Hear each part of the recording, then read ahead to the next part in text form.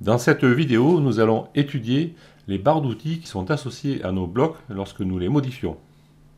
Je suis retourné ici dans un article basique qui contient 4 paragraphes. Nous allons commencer tranquillement avec des paragraphes et ne vous inquiétez pas, nous aurons le temps d'étoffer la complexité de nos contenus plus tard. Mais pour l'instant, on va faire simple, on va rester sur des paragraphes.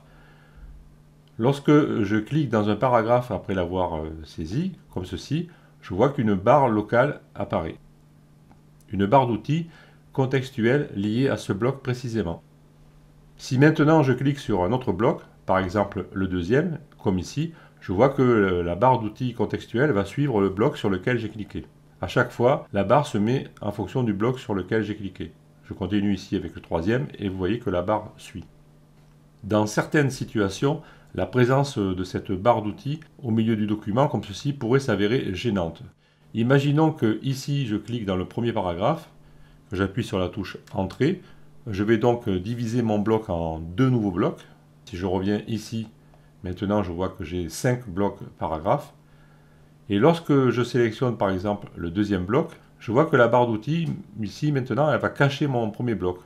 Dans certaines situations, ça peut être gênant. Et dans ce cas, vous avez la possibilité d'attacher la barre d'outils ici en haut, dans la barre supérieure, et elle restera en permanence à cet endroit, quel que soit le bloc que vous sélectionnez. Pour faire ceci, il faut aller dans le menu ici Options et choisir barre d'outils supérieure. Je vais donc cliquer ici.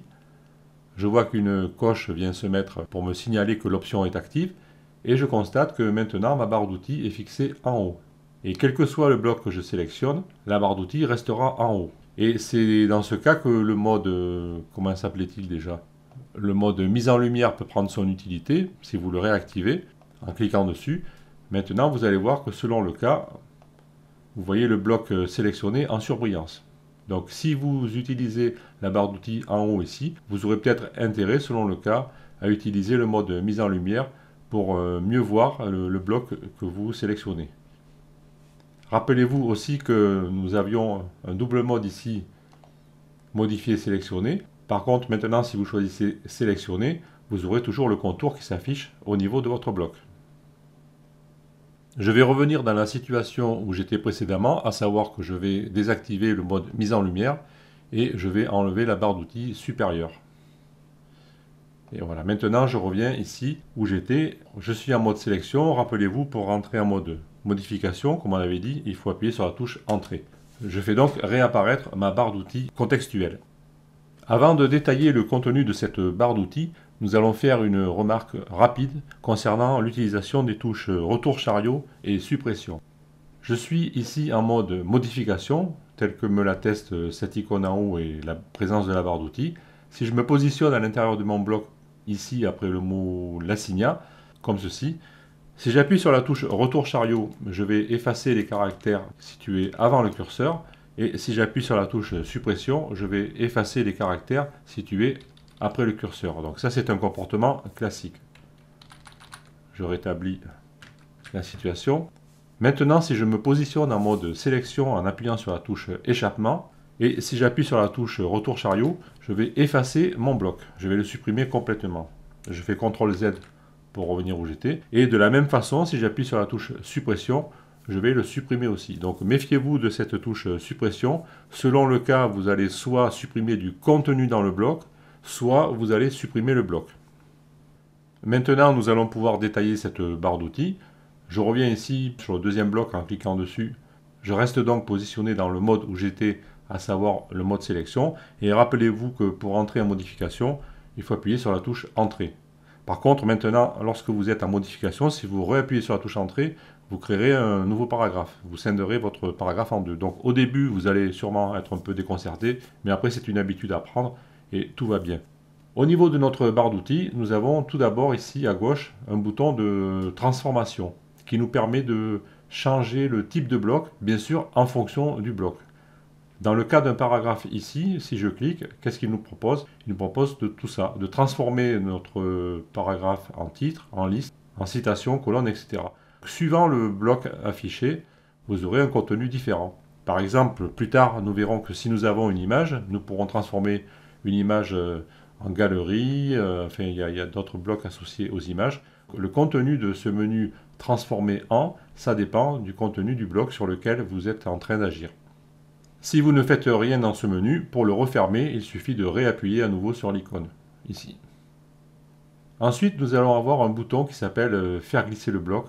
C'est une poignée de déplacement. Vous voyez que en le survolant, l'icône change et devient une main. Donc je peux attraper ici le bloc et en maintenant la souris appuyée, je peux le faire glisser et le lâcher là où apparaît le trait bleu de destination. Par exemple, je vais le lâcher maintenant et je vois que mon bloc est déplacé ici. Je peux effectuer le même déplacement ici avec les flèches, donc monter, ou alors descendre avec la flèche vers le bas. Au passage, il nous faudra noter que cette fonctionnalité ici de glisser-déposer, faire glisser le bloc, ne sera pas disponible lorsque la barre d'outils est figée en haut dans la zone supérieure. Je reviens ici dans le menu Options, je choisis barre d'outils supérieure, et vous voyez que le bouton ici de glisser-déposer n'apparaît pas. Ça se comprend, car si l'on clique en haut dans la barre d'outils, forcément on ne peut pas en même temps faire glisser quelque chose qui se trouve au milieu du document. Je reviens donc ici en décrochant ma ligne avec la barre d'outils contextuelle, je ferme le menu et nous allons continuer. Ensuite, ici nous avons une zone de formatage. Alors, vous voyez au passage que les zones sont séparées par des traits verticaux. Au départ, nous avions une zone transformation-déplacement. Ici, nous avons une zone, on va dire, d'alignement. Si je clique sur ce bouton, ici, je vais dérouler un petit menu et je vais avoir des possibilités d'alignement. Alors ici, c'est classique, je ne vais pas m'attarder dessus. C'est comme un traitement de texte. Vous avez alignement à gauche, au centre et à droite. C'est simple à comprendre. Pareil, pour refermer ici, sans faire d'action, on peut réappuyer sur l'icône. Après, nous avons une zone de formatage du texte, ici, qui contient des boutons et un menu complémentaire. Nous pouvons jouer sur le formatage du texte. Et cette zone contient aussi un élément pour créer des liens. Le fonctionnement est très simple. Il vous suffit de sélectionner la portion du document que vous voulez modifier et ensuite d'appliquer le style. Alors, je vais cliquer ici sur ce bouton pour revenir là où j'étais. Je vais sélectionner une portion de texte, ici, par exemple ce mot. Et maintenant, je n'ai plus qu'à choisir le bouton correspondant à l'opération que je vais effectuer. Par exemple, ici, mettre en gras. Et voilà comment ça marche. Comme dans un traitement de texte classique, il n'y a rien d'exceptionnel. Ici, si je veux mettre en italique, voilà, je fais comme ceci, en cliquant bien sur le bouton. Et vous voyez au passage qu'il existe des raccourcis, CTRL-I pour l'italique et CTRL-B pour le gras. Et pareil, ici, si je rechoisis un autre mot, vous pourriez mettre ici en exposant, etc. Vous pouvez vraiment formater comme vous voulez. Donc, je vais appuyer plusieurs fois sur le bouton Annuler ici pour rétablir ma situation d'avant. Nous allons regarder comment on peut faire un lien ici. Pour créer un lien, il suffit au préalable de sélectionner la portion de texte sur laquelle vous voulez appliquer le lien, comme ici, et ensuite de cliquer sur ce bouton et de renseigner ici l'URL que vous voulez atteindre. Par exemple, je vais prendre www.google.com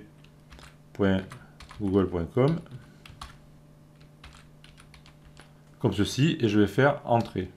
À ce moment-là, le lien est créé. Si je clique à nouveau sur le lien, je vais voir son contenu ici. J'ai la possibilité aussi d'ouvrir ce lien dans un nouvel onglet.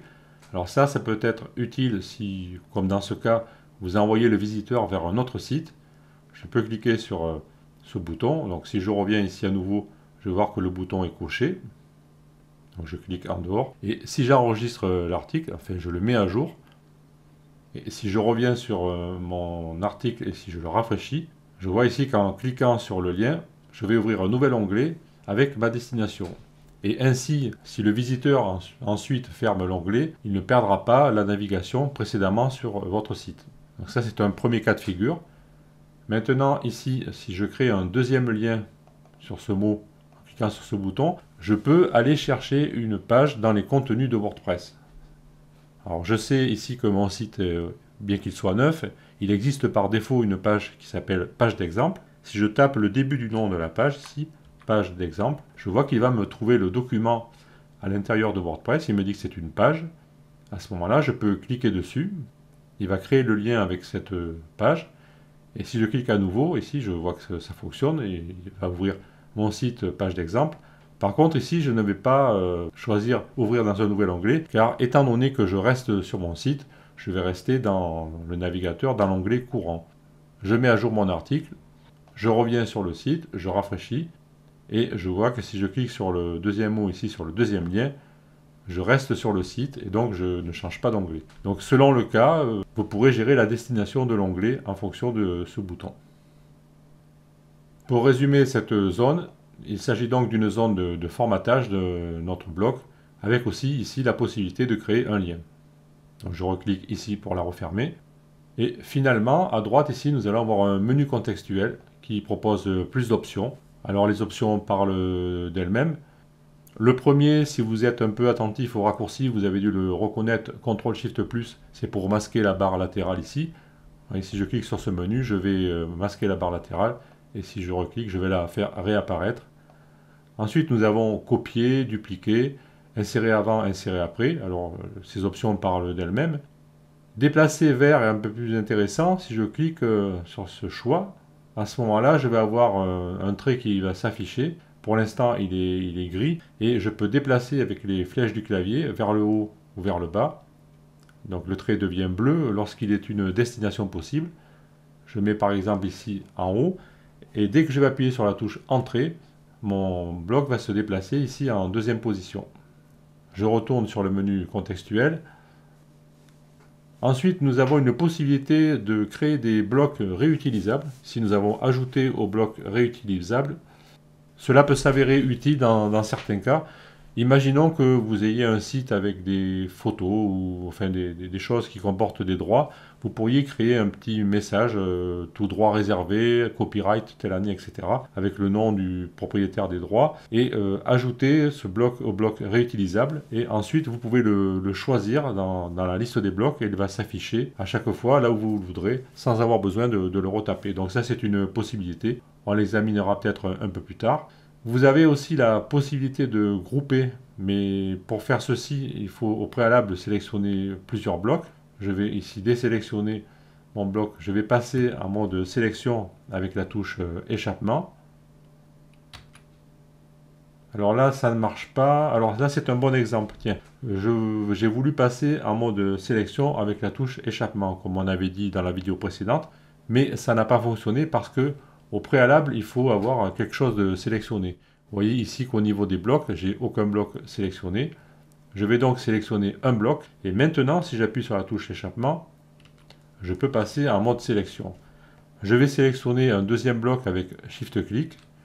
Et à ce moment-là, ici, je vais avoir un menu. Rappelez-vous que je vous avais dit que lorsque nous sommes en mode sélection, nous n'avons pas de menu contextuel, sauf si nous avons une sélection de plusieurs blocs. Ici, c'est le cas. Je vais donc appuyer ici et dans le menu contextuel, je vois que grouper maintenant va être utilisable. Si je clique ici sur grouper, je vais grouper mes deux blocs en un seul bloc et je vois ici que j'aurai un groupe de blocs. On verra plus tard comment utiliser ceci. Donc je vais appuyer sur le bouton annuler pour annuler le bloc et je vais revenir dans le menu contextuel. Au passage, j'ai oublié de vous parler de l'option modifier en HTML.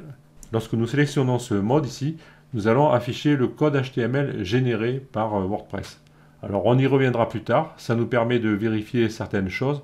Cette option va plutôt s'adresser aux techniciens. Ici, comme je l'avais dit en préambule, cette série s'adresse aussi bien à l'utilisateur final qu'aux techniciens développeurs web. Alors dans ce cas, afficher en HTML, ça sera plutôt utile aux développeurs plus qu'à l'utilisateur final. Je reclique ici pour revenir modifier visuellement pour réafficher mon bloc en tant que texte. Ensuite, nous avons une dernière option, retirer le bloc. Ça équivaut à le supprimer. Vous avez un raccourci Shift-Alt-Z. Donc vous pouvez aussi bien ici cliquer là pour enlever le bloc. Alors je fais CTRL-Z pour le faire revenir. Mais cela sera plus rapide de le faire avec la touche suppression. Nous venons d'explorer les caractéristiques et le fonctionnement de la barre d'outils locale contextuelle. Nous verrons plus tard qu'en fonction du bloc que nous utilisons, il peut y avoir des variations et des nuances, mais en gros, cela fonctionnera toujours de la même façon. Maintenant, dans une vidéo suivante, nous allons nous intéresser aux informations qui sont affichées dans la barre de réglage, ici à droite, et je vous donne donc rendez-vous dans la vidéo suivante pour voir tout cela.